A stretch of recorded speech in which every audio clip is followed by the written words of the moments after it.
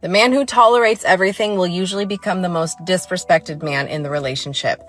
A lot of men think being a good partner means being endlessly patient, forgiving, and understanding, and they believe that just because they keep giving chances and letting things slide, eventually their partner will respect and appreciate them, right?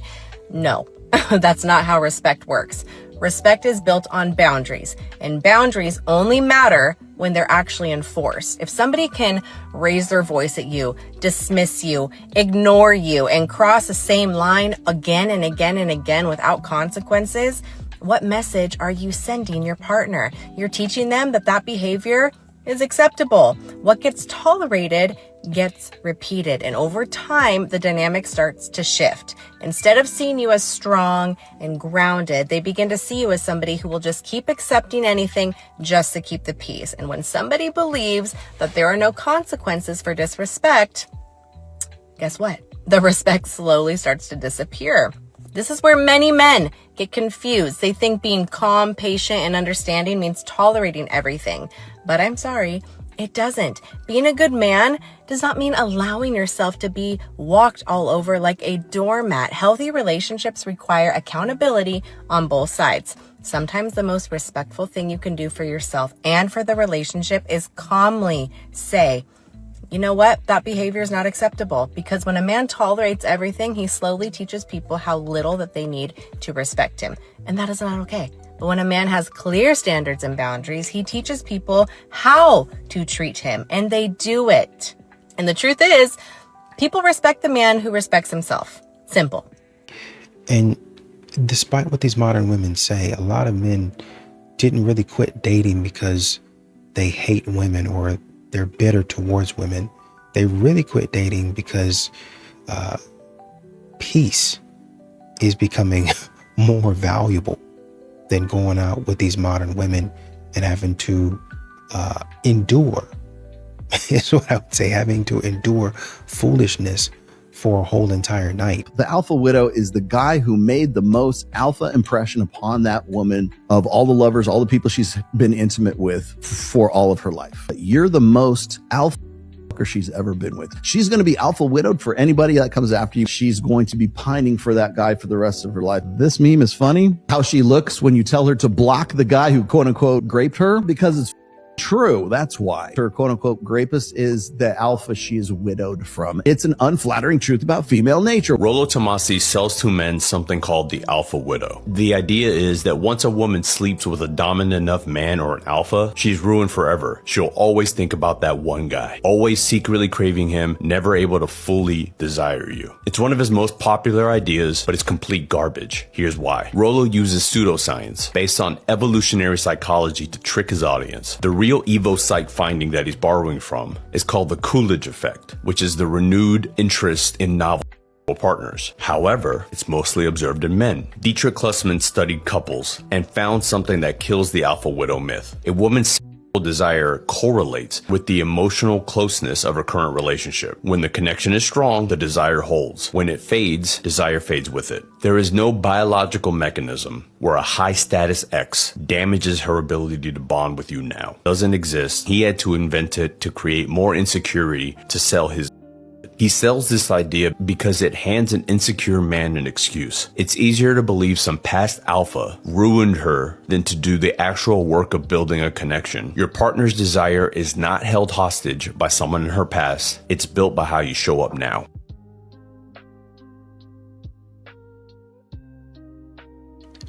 You know, some of these modern women really want commitment. They want the benefits of commitment. Oh, you're going to take me here. You're going to do me there. You're going to take me there. You're going to give me this. You're going to give me that. But they don't want the behavior of commitment. He's going to give me all these things. He's going to do all of these things for me. But I'm not going to really do anything for him because I'm the princess and there's just certain things that I need. Him, we're going to put his needs on the back burner. Only a rich man can afford to marry a woman just for her looks. An average man will marry a woman for comfortability and sustainability, meaning that your looks did not play a part in his decision-making when it came down to choosing you for his wife. At this point, most women should understand that the average man does not marry the woman that he is highly attracted to or the woman that he is actually in love with. They marry what's safe. Average income earning women who will more than likely marry average income earning men do not need to take the advice of rich people when it comes to love and relationships. They go by a completely separate set of rules. See, when you have to budget in life, there are more things that are important than your looks. A man will get with you because you're reliable, because you're consistent, because you're good at financing and running a house and taking care of children, and you're a good cook. It will be a list of things as to why he decided to marry you, but your beauty will not be at the top of that list.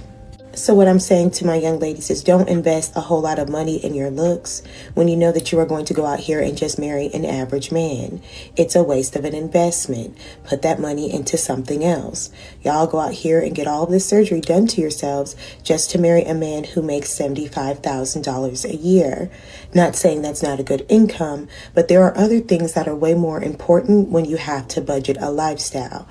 Rich women can go out here and get everything done to themselves, and no one will judge them for it because their investment is in their looks, because more than likely that man that she's married to married her not so much for her brains, but because she's extremely beautiful and she has to maintain that look for as long as possible. Just saying.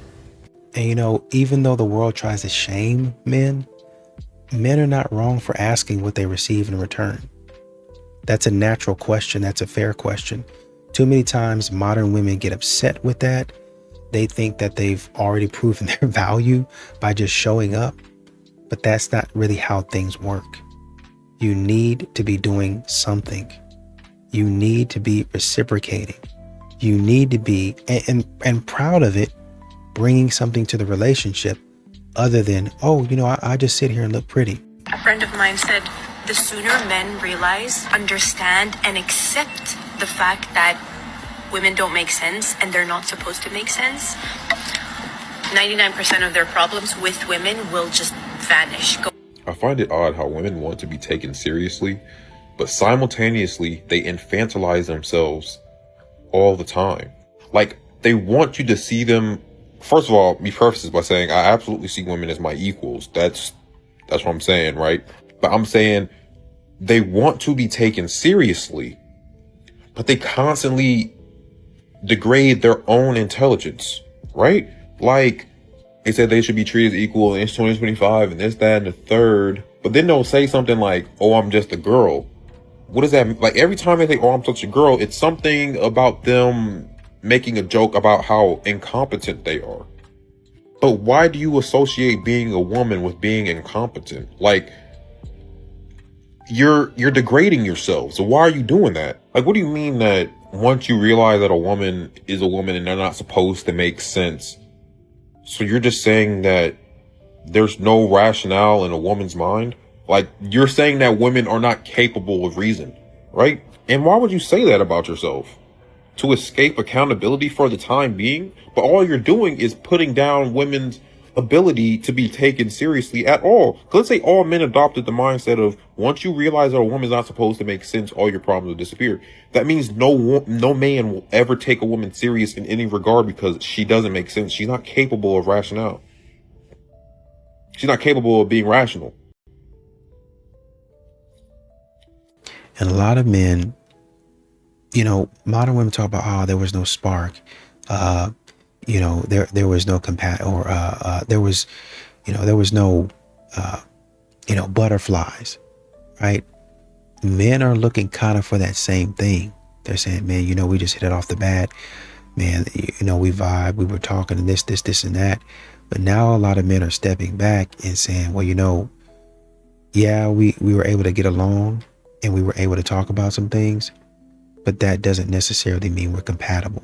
Here are 3 signs that a man is done with you. And the moment you see these 3 signs, you do not beg him to stay. You do not beg ever. Sign number 1, he does not argue with you. And you might think that's a good sign because you're not fighting, but it really just means he does not care enough to argue. Sign number 2 that a man is done with you is when he stops trying to make plans. Remember when he used to say, hey, what are you doing next Saturday? Hey, let's go out for drinks. Hey, let's go out here. I want to see you. If he doesn't initiate plans anymore, if he's always just busy, if he doesn't want to see you in person on a consistent basis, that man does not care about you. And sign number 3 that a man is done with you is when he is physically there with you, but mentally he is somewhere else. Now, if this happens once or twice, that just means he's distracted. But if this happens constantly, like he's there with you, but you don't notice the same energy as he used to have before, you don't notice that he gives you the same level of effort as before, that man is quietly falling out of love with you. Listen, you deserve a man who argues because he cares, a man who makes plans to see you, and a man who is fully there with you. And if this guy can't give you that, then you get the hell out of his life. Now listen, you can talk to a man in a way that makes him want to commit to you, in a way that makes him want to put more effort into the relationship. That's why I wrote a book called Talking to Men that teaches you how to do that without you having to beg for anything. If you want to read that book, it's an amazing book. It is on my profile right underneath my profile picture. And I think a lot of modern women, because they look for perfection, they're thinking that men are looking for perfection. And a lot of times he's not. He's not really looking for somebody that gets everything right. He's looking for the history of a woman and what are you doing with your time? Are you learning from your mistakes or repeating them over an extended period of time?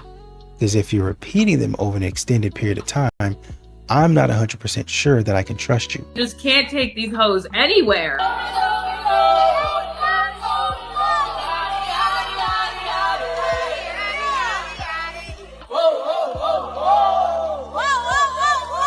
You can't do all of that yelling. You can't act like a hood rat everywhere. It just does not work like that. Can you imagine Clay taking Megan to his white, skinny, like, meek mother, and like what his mother must have thought about this woman? And then she goes online, like this wholesome lady goes online and like looks up Meg Thee Stallion, and all she sees is and WAP and her scissoring Cardi B. No mother in their right mind is gonna want their son to settle down with Meg Thee Stallion. I think instead of these women being like, oh, why did this happen? They should be like, Megan, why are you selling us lies? Why are you lying to us and telling us that we can get these things and that you're a certain type of way, but you're over here trying to be a wife, but you're telling us ourselves and you're telling us to be promiscuous and to be hot girls and hotties, and then you're cooking Thanksgiving dinner. Same thing with Lotto. You're telling these women that you're going to go get and that you're going to kill your baby and that you're single with no kids, and you make this whole brand off of this, but then you become a baby mama. Same thing with Cardi B, you know what it shows in the ultimate self-betrayal that these women have not only done to themselves, but to other women. It shows that deep down, it doesn't matter how much of a loud, boisterous, feminist woman that you claim to be. At the end of the day, you want a man. And a lot of times these modern women, once again, when a man says no, oh, he's emotionally unavailable. Oh, he not doing what I want. He's not even opening up to me. I just said no. That's it. I've been saying yes to a whole lot of stuff, but on this thing, I don't think you should do it. Well, why can't I go out with my friends? I don't think it's a smart decision. Don't think it's a smart choice. The first time a man says, don't think that's a good idea. Oh, you're trying to control me. You're insecure. Oh man, my ex would have. Where's your ex at? Or a secure masculine man would have. Where's that man at? Why are you with me if you can find so many of these mature masculine men? Men don't come up to you. Not even. Nobody comes up to you in the club. Nobody comes up to you in the club. They be scary as fuck, and I don't understand why. You mean to tell me no man wants to go up to a woman in the club who is obviously making TikTok videos and hanging out with one guy and a girl who's flipping other people off? Nobody wants to come up to a woman like that. Of course not. And ma'am, just looking at the background, you have to go to a club that actually has people to complain about men not coming up to you in a club. But this is very classic. As a person who worked in clubs in Los Angeles and Orange County, ran clubs for a decade, women make a lot of mistakes when going to a club. One, why are you hanging out with a guy? That would completely stop several men, likely the men that you would want, to come up to you, because it's almost adjacent to disrespectful for a man to kind of crash a group of friends that includes men. That's one. And then two, coming to a club and making videos, TikTok videos, that is absolutely a no-no, and that will also turn off another percentage of men. So just with those two things alone, you are already cutting down the pool of men that would want to come up to you. And then to add that you have a friend that's obviously a hater because she's flipping off the camera, she will be likely the person that tries to pull you away from the guy when a guy is into you and you're into him. You know that friend, oh, she doesn't want to be with you, let's go girl, that type of friend. She obviously seems like that type of friend. So this is the choices that men have to pick from when they go to a club, and I understand why men have stopped going. And I'm looking at I think Coach Nicole Austin was essentially saying, because I think there was a woman that was, she got engaged. It was like, they told me not to make his lunch, and I did. They told me not to cook for him, and I did. Because there were women in that woman's ear talking about, don't do this for your man, don't do that for your man, and she did it, right? And she took care of her man, and now she's married. And essentially, what Coach Austin was saying was, just be whatever your man needs you to be, right? And that makes me think of an earlier clip where the man was saying, I have to come to a place where I'm ready to, if you think that I'm avoidant, I have to come to a place where I'm ready to be in a relationship with you, because I have work going on. It's overwhelming me. I have this, I have whatever it is. It's happening and I'm overwhelmed by it. It's in those times that modern women need to get better at stepping up and helping their man out. How can you help your man out? Well, I don't cook or clean. Okay. What do you do? Well, I'm really good at math, and he needed something done, so I helped him with the numbers. That would be huge, right? Obviously, you don't continue to do his work for him, but if he needs a little boost, help him out, right? If he starts to feel like he's not enough and he's proven himself a good man to you, why not help him out and say, no, I can do that for you. I can help you out right here. Here, this is all you got. It's all you got to do. Let me show you. That's the least that you can do. That's the bare minimum. But modern women don't even think that way. So they don't do anything. While I was pregnant, I broke up with him. So when I had her, I actually didn't call him to come be a part of the birth. And I think he was a little begrudged, but that's neither here nor there. That was for me. I wanted to have that moment be sacred and special. I wanted to be able to be focused, and just be supported by my mom, my sisters, my aunts, my grandmother. I definitely wasn't myself for a long time. Here's my issue with this whole thing. A lot of women think that the baby is theirs. Yeah, you carried the baby for 9 months. Yeah, you went through labor and delivery. That's no small thing. But that child is as equally yours as it is the father's. And for you to deny the father the opportunity to see his child being born, that's one of the most selfish things you can do as a woman, as a mother. A lot of women are very selfish and self-centered. They always say, my child, my baby. And y'all think that the father doesn't have any rights to the baby just because you carried the baby for 9 months. You wouldn't have had that baby had it not been for him inserting that sperm into and fertilizing them eggs. Once you have a child, it's no longer about you. It's no longer about how you feel. It's what's the best interest for the child. If that father is not physically, verbally, or none of that, then there's no reason for you to be stripping him of the opportunity to see his child being born. But then turn around and want to put the man on child support. On today's episode of Avoiding Accountability, now she's a victim. Hey man, listen, do it. Do it. Do it. You wasn't worried about your mental health of Talia when you was falsely accusing him of getting of SAing you. You wasn't worried about your mental health when you was on there talking about a package. You wasn't worried about mental health when you was calling people ugly. You wasn't worried about mental health then when you made up that and asked for $2,000. You wasn't worried about mental health. Then you gonna wake up today and put a loud talking about you just bought you a Benz truck and from Google and them folk that reverse engineered that picture and found out that was a lie.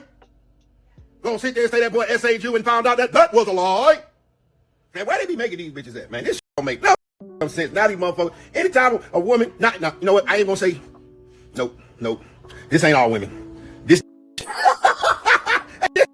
the league of her own. Anytime a motherfucker like that got his face with accountability, now all of a sudden, oh, my mental health is bad. Goodbye, y'all. Bitch, do it. You want it off yourself, do it. I mean, I be like, do it. Bitch, look at you like. I know I was a little insensitive. I'm sorry, but yeah, f her. We ain't feeling no sorry because she wasn't feeling sorry when she was trying to ruin people's lives and careers. If you have not finished your Christmas shopping and you're looking for last-minute break deals, I advise you. Matter of fact, I'm telling you, Member Trust is the place. 50% off every ticketed item. 50% off. Don't get beat in the head for Christmas. Come down to South Lake Mall, Member Treasures, 50% off everything. Chains, watches, rings, earrings, whatever you need. Wedding bands if you've been a good woman, or just an emerald for your side chick. Member Treasures, 50% off sale. It's that ugly money. I'll see y'all at South Lake. And a man was talking about why modern women don't want to take accountability a lot of times, right? And essentially, a lot of the times, they're not taking accountability. It boils down to because their feelings get in the way. Well, I really don't want to feel like this. I don't want to feel responsible. I don't want to feel bad. You have me dead to rights. You saw me doing the wrong thing. I don't want to feel like that. That's a nasty feeling. That's an icky feeling. I don't want to be around that. I don't want to experience that. So instead, I'm going to tell you all of the things that I was trying to do to help you or to be there for you or whatever it might be, whatever it may be. I appreciate that. But you didn't do what you're supposed to do in this regard. And I really needed you to do that for me. That's how you can show, well, I thought this. I understand that and I appreciate that. But once again, if you just say sorry, number one, we can move on. Number two, you keep on doing. First of all, you have to say sorry. That's it. Second of all, with your decision making, you keep on putting us in a position that I have to come out of pocket and struggle to save. I have to salvage a situation or issue and expend a whole bunch of energy that I did not plan on expending because you're stepping in the way and doing things that you want to do. Stop doing that. And you know how you stop doing that or you get better at it? Stop and say, yeah, you're right. I shouldn't have done that. Let me see if I can do a better job next time.